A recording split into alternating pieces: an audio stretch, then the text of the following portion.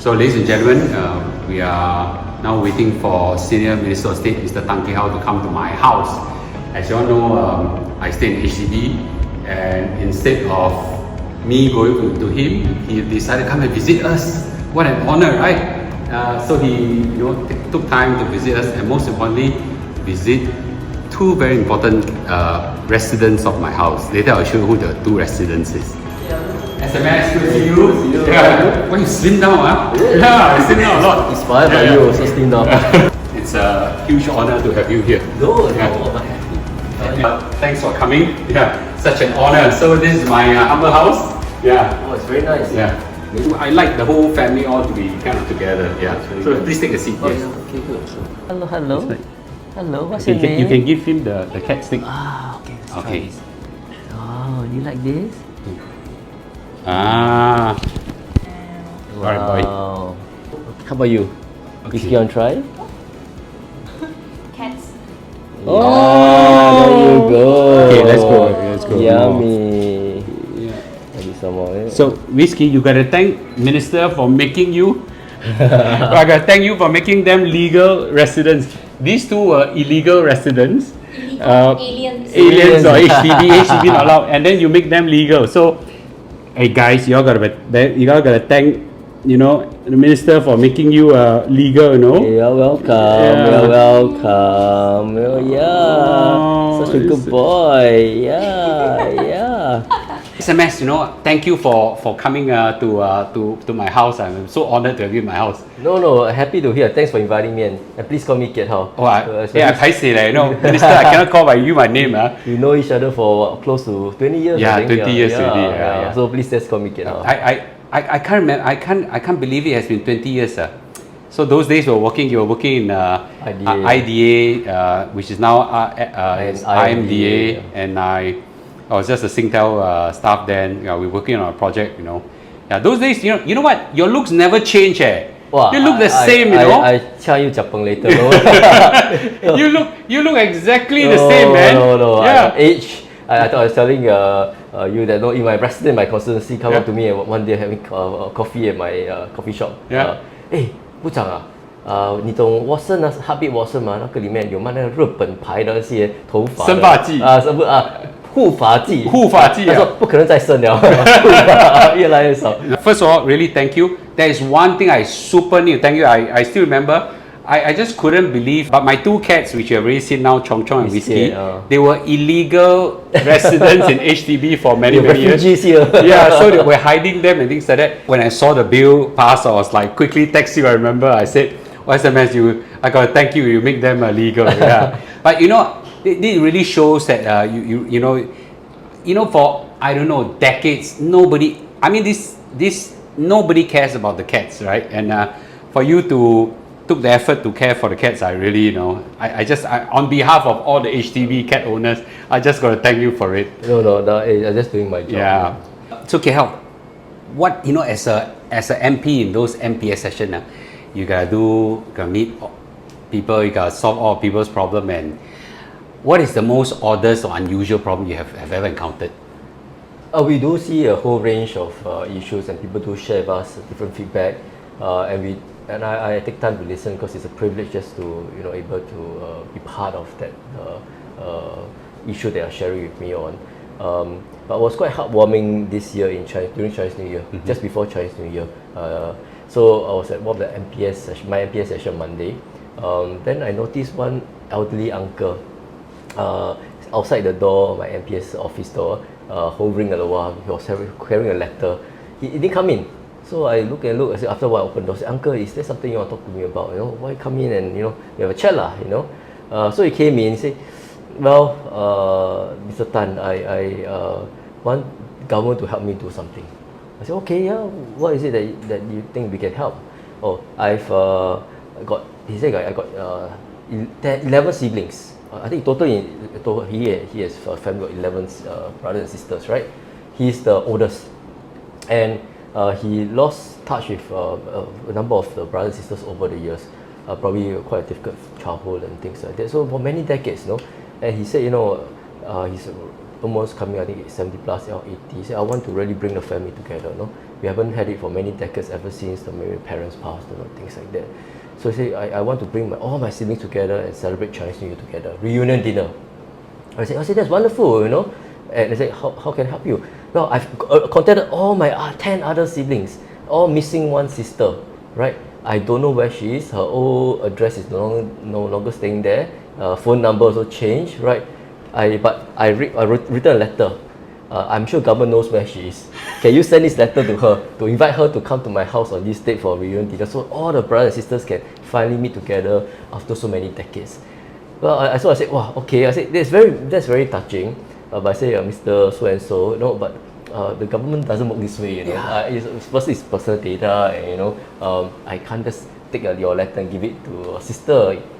And I'm not sure I can, as an MP, I also can't check where she stays, right?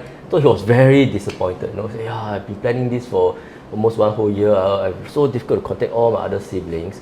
So I actually was very encouraged because a lot of my younger volunteers, and then I have many university kids who are young professionals volunteering with me at MPS. So I said, okay, never mind. We brainstorm a bit because they say more heads better than one. Let's brainstorm. So I asked a few of them to come. Say, hey, this uncle, try and reach our sister. Say, okay, what's your sister's name? You've got a name, right? Sure. Said, okay, can everyone go and Google and check your Facebook, social media, IG, LinkedIn, is there such a person on public information? So I Google, Facebook search, and no such person. That means she doesn't have a social media presence. Then he was also very disappointed. He said, never mind. And then one of my volunteers said, how about, do you know her husband or son, husband, right? So you got a name of the husband, Google, finally you saw this LinkedIn profile of the husband. Right, and he's actually quite an established researcher and some engineer somewhere. Oh wow! Yeah. So is this person got photo? Yeah. This is my brother-in-law. Say, okay, Mr. So and so, why don't you go back? You ask your son set up a LinkedIn account for you, or ask your son message your brother-in-law, and I invite him and his and your sister to come. So he was so happy, So it's a heartwarming story because it's really telling me about, end of the day, it's about bonds with family. That's so important. Right, even in this day and age. And secondly is a reminder that don't wait too long before you have your reconciliation or you bring family together. The bonds of families are so important. You have to nurture and invest in them. And thirdly is that you come to MPS, no matter what, we always listen to you and we always try our best to find a way to help you and to journey together. And really, politicians got to really take care of people to this extent. I don't see it taking care. I mean, it feels that it's a sense of achievement, a sense of fulfillment too, that you managed to do something that made a difference in someone's life. That's incredible. Whether it's helping the uncle find his long lost sister to come back for a reunion, or an auntie who comes to see me, there's a task popping up. So when I go down, I get people trip, I fix it. It might save somebody from falling. Yeah. Right? So small things like that, it seems small to most of us, but it makes a real difference for people. Wow. That's incredible, man. That's incredible. I think we all think that, politicians ministers just sit there, sign a few papers, collect high salary. Carry baby, kiss baby, take picture, carry cats and things like that. Well, I think, this is very painful. A lot of people ask me, Mr. Lu, why do you become a politician? I say, it's like, I can't do this kind of thing, I think it really needs a lot of heart to be able to do this. In a way, it's a calling, I would say. It's a sense of service. Sure. So for me, it was a continuation of how I can contribute in a different way to Singapore. So you know me for almost 20 years. I was a civil servant all the way, doing different projects, but always sense of, you made Singapore a better place.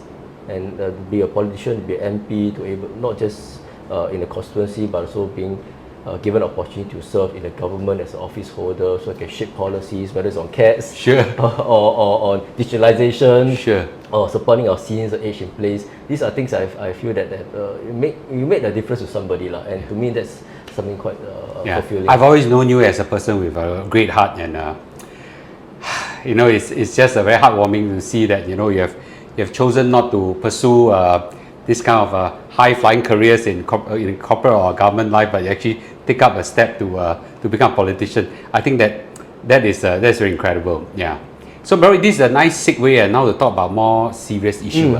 I think that your portfolio now, it has many portfolios, but one of the big portfolio is about housing, and housing is a big issue. Yeah. I used to think that housing is the biggest issue, cost of living is a big issue, and I think we should talk about them. But I think the bigger issue now has emerged, which is now, of course, the trade war that's happening. I actually consider that much bigger.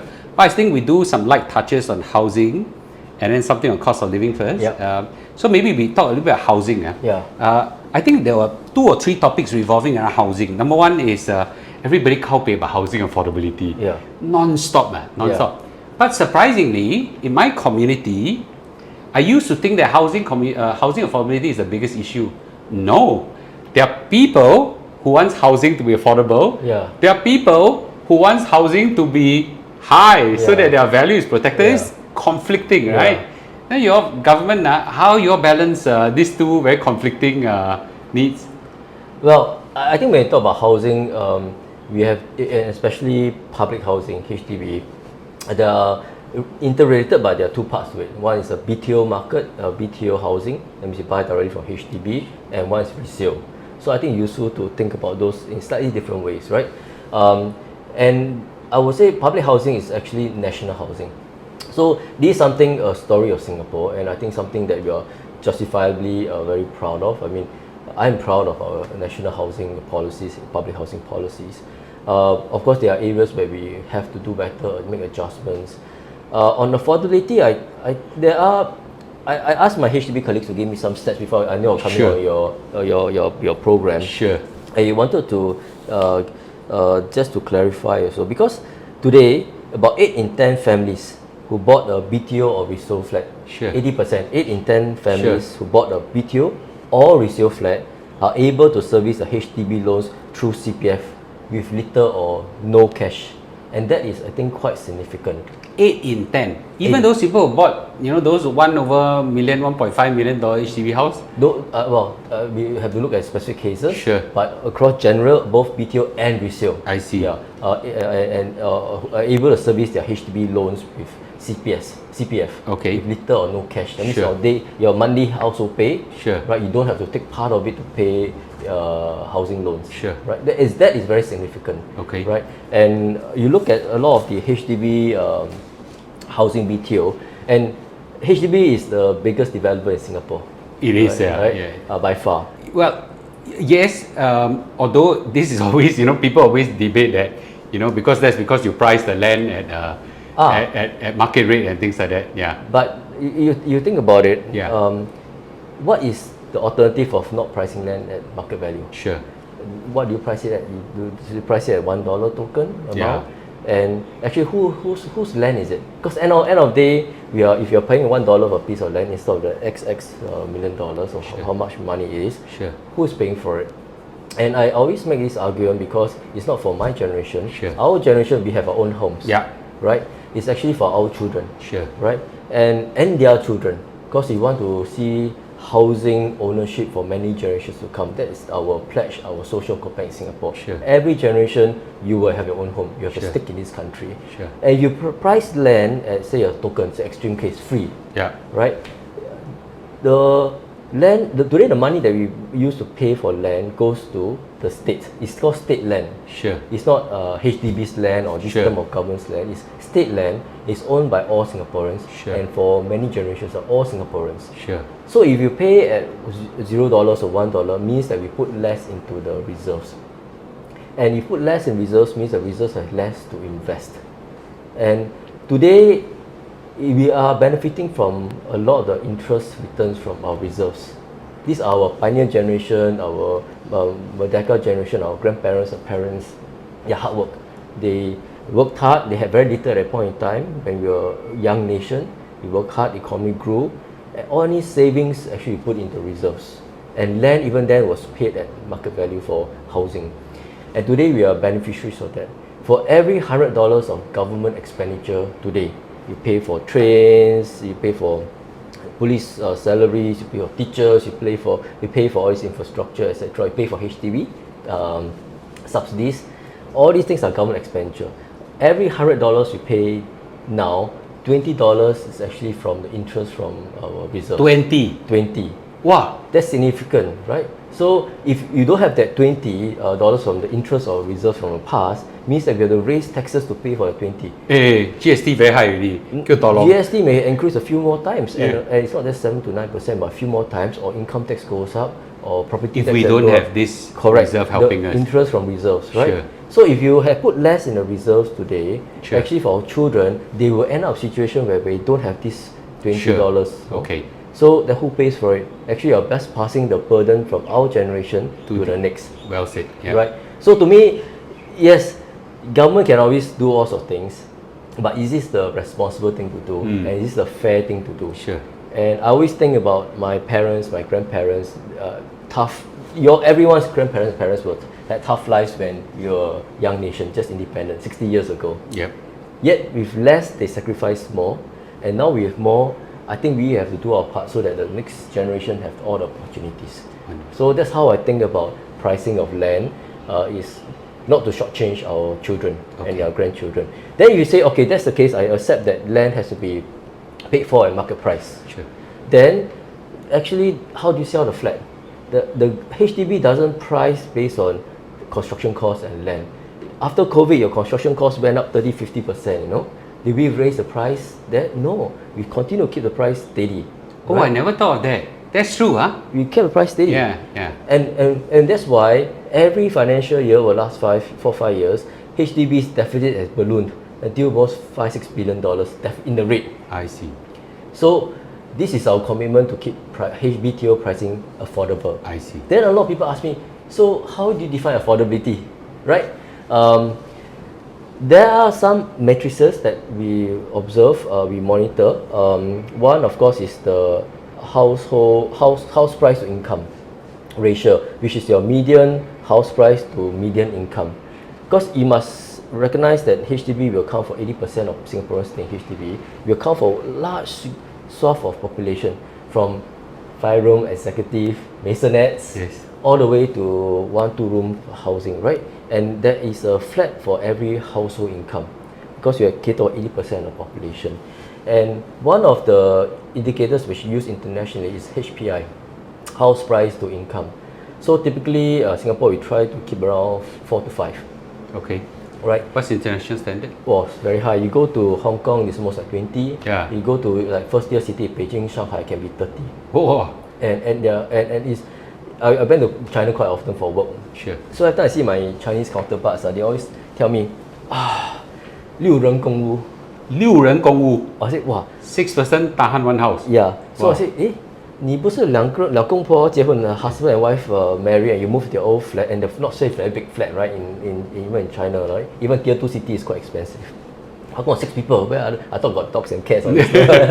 No, because to pay for the flat, the mortgage payment, the parents, retrospective parents of the bride and groom have to go and pay for it too. So it's 6人供一个屋子. That means it's actually very unaffordable for them. And you go to any city, even London, right? You can be a doctor, you can be economist, you cannot afford to pay buy a flat there, or you have to go and rent, right? So I think for Singapore, it's our commitment to all Singaporeans that every generation will own their own flats. And we look at affordability on a few indicators. HPI is one. Secondly, like talk about mortgage payment, right? Most people think most international indicators feel that below 25% of your monthly income goes to servicing a mortgage is affordable. And in Singapore, I said 8 in 10 don't use cash or little cash, right? So that's another metrics. But more importantly, we also make sure that we have different price points for different household types. So that is how we think about affordability. Yeah, that's for BTOs. And over the last few years, we have kept the prices affordable for all Singaporeans. I see. Well, actually, I hear a lot of people, copy about, housing not affordable. But I hear a bigger group of people who don't want to see their flats become too affordable. They like their, like whenever they say this, wow, my HDB become $1 million, 800,000, whatever. They're very happy, right? And they see their condominium becoming 4 million, 3 million. they're actually very happy. So it's conflicting. So how do you balance this? You cannot let the price go up too much. Yeah. You cannot get the price go down. Yeah. You cannot caught by both sides, right? How do you balance this? Well, it's a human psychology. You want to sell high, buy low. No matter what, you say housing or anything, right? Anything. Yeah. So that I get a good deal, right? Yeah. So resale market or even in the private market is a willing buyer, willing seller. Sure. So when you say someone's willing to sell at a certain price, means that somebody's willing to buy at a certain price. Sure. Right? And to me, it's about the stability of the property market. Because I think we don't want to see bubbles or crashes, large gyration, because that has real financial and real hardship on people, servicing your loans, or you have other financial challenges, right? So it's actually a steady market that's in line with economic fundamentals, right? So you don't have like big bubble, then you have a burst, then when it burst, everybody gets 997 or Yeah. or when it crashes, then actually it's not just feeling poorer because you're wealth, but people have mortgages, people have real assets tied to the property value. So I think it's about stable market, it's in line with fundamentals. Last few years, especially after COVID-19, there were a few shocks to the whole system, right? Actually, before the COVID-19, you look at the resale price index, it's actually declining, deteriorating, right? And people were actually worried then, my flat getting less and less valuable. Worthless, What happened, no? So actually, people forget about it, but COVID-19 hit, and I think there are a few drivers that resulted in some of these shocks. One is a demand and supply mismatch. One element of the demand and supply mismatch is that almost for 2 years or 1.5 2 years, we couldn't do work in the work sites, no? Sure. There was a huge backlog of housing. Actually, only in January this year, right? Then we managed to clear all the full HDB backlogs from COVID-19. I was very heavily involved in the effort during the point in time, MND, making sure that the construction industry could survive. There's no work means no pay, there's no pay means that you can't pay your workers, that you can't pay your subcontractors, and how do you continue building even under COVID situation? So it was very tough. So that was a demand and supply mismatch because the number of flats that come online had to be drastically reduced. And we actually committed to build more flats then already, The second demand and supply shock, I think is related to household formation. And I see it in my constituency, and we see in the stats as well. Over recent years, more people, especially after COVID, want their own space. Yeah, because you're all cannot cram together because of lockdown. And I think it's also societal norms changing. So last time when people get married, right? Usually they stay with their parents, right? But now it's I will get married, I want my own place. Yes. So I don't want to stay with my parents, but I want to stay near my parents so they can take care of my children. Yes. Right? So it means that immediately you need 2 houses. And last time singles, they tend to stay with their parents to take care of parents. Now the singles also want their own space. So household formation means that you have to build more place for people, right? So that's another, I think, societal change that's driving this. And thirdly, is as a consequence, that's also tied to the question about resale market. Because of the last few years, less flats get completed, means that the number of flats that meet MOP, the minimum occupancy period of 5 years before you can sell, actually went down. Yep. So that means in the resale market, there is also a drag on the supply. So there was a demand and supply imbalance. But now, over the next few years, firstly, more flats are coming to MOP, right? And means that actually the supply will go up. Secondly, we are building more flats. We are aggressively building more flats. A lot now. A lot of flats, and we are building more shorter waiting time flats. That means 2+ years. So the supply will be given a boost in the coming years. So I think they'll see a calibration. I see. I want to ask 2 very sensitive questions. Sure. And 2 very sensitive questions, and a lot of them want to know the answer. Number 1 question is something that I wanted to reserve the question for you, but I think PM answered the question somehow. I want to precise it. Leasehold 99. Yes. After 99 years, he actually said the flat will go back to the government, to the state. Yeah. Okay, and that to me is as clear as at 99 years the flat go back to the government. You know, is this something that really will happen? Because there are a lot of people actually disbelieve that as well. You know, and it doesn't mean that not go back. No, 1分钱都拿不到 that kind of thing.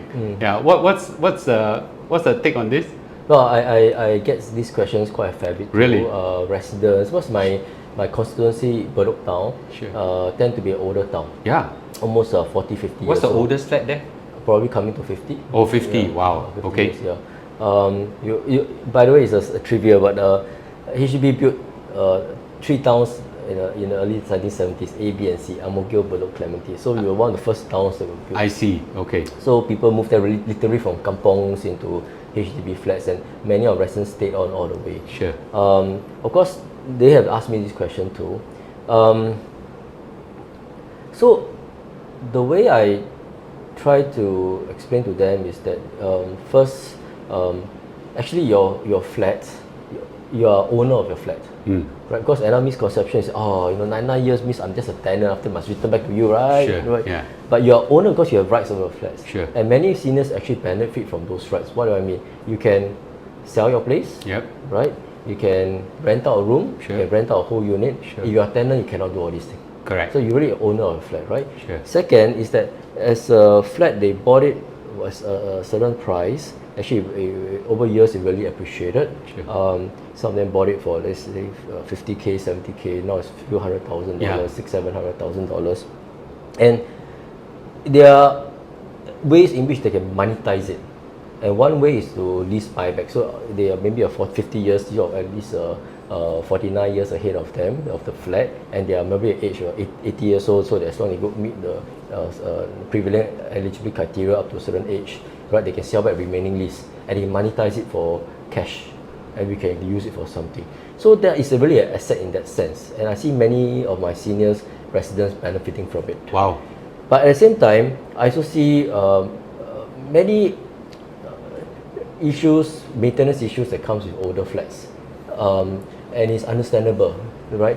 And often I always say, are you sure you want to continue staying in this flat when it's 90 years old? There may be other maintenance issues, and secondly, there may be better designs that's more suited for you, even you're still there alive. You see, because for 9 years, I think it's probably past your lifetime. For sure. You say many of my residents bought a flat when younger days, maybe 20 over years old, 30 years old, right? Even 9 years means that they are 120 years old. Impossible. Right? Yeah. So so I think it's definitely able to service and serve you for your lifetime. Actually, even your children's lifetime, right? Of course, the children will have their own opportunity to buy their own flats. That's our commitment to all Singaporeans, right? Every generation. But if you really think about it, some of them are concerned about your children because of some other reasons. Children can't buy their own flat, maybe special needs or something. I say actually it does also cater for your child. So say you're 30 years old, you got a flat. You have a kid at 40 years old, all right?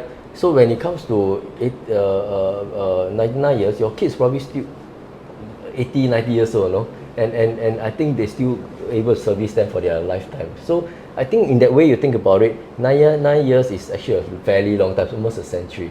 And leasehold is actually not unique to Singapore, across the world. Another reason why I explain to them is that if you think about freehold, you think every flat is freehold, it means that how do you actually rejuvenate Singapore for your grandchildren, right? If it's, say you're just very lucky, you bought a flat, say, Duxton Pinnacle, right? Wow. Make a lot of money. Yeah, and it's a freehold. Sure. That means forever because you got a good place, you're lucky, your 子子孙孙 all lucky. Then what about the rest who don't get it? Yeah. The sense in how do I be fair to everyone, right? And secondly, how do you actually get the flats back and rejuvenate a town to build new infrastructure, new facilities? So think of it as ability for us to rejuvenate Singapore for many generations, and in a way that's more equitable across different generations, right? And 9 years is actually sufficient for us to really not just serve our needs for our lifetime, but also an asset that appreciates over lifetime, that gives us retirement and some support when we're older. So think of it that way, and actually it's not uncommon across other parts of the world, but in Singapore this is actually a unique model. I see. Okay. So So let me now segue to one more sensitive question. I didn't even give it to you. So I understand that government is of course very concerned sometimes when the prices go too high, and then you got how many cooling measures by now, you know. Property agent always tell me, wow, so many cooling measures. But is it true that the government, okay, will not let prices fall? There are Singaporeans that actually believe that, you know, don't worry, our government will take care. They take care of us through CDC voucher, this voucher, that voucher. They take care of healthcare. They will never let any property prices fall. For those of us who are a bit older, we have seen many property cycles, up and downs. I think the government's job is make sure that it's a stable market, right? That's aligned with economic fundamentals. And what's the most important thing? It's not just about property prices, but the economy. So a piece of land in, say, Singapore, even in this place, Jurong, right? So near Jam, so near all these places, it's worth something, right? You say another piece of land, say middle of the desert, right? It's probably worth much, much less.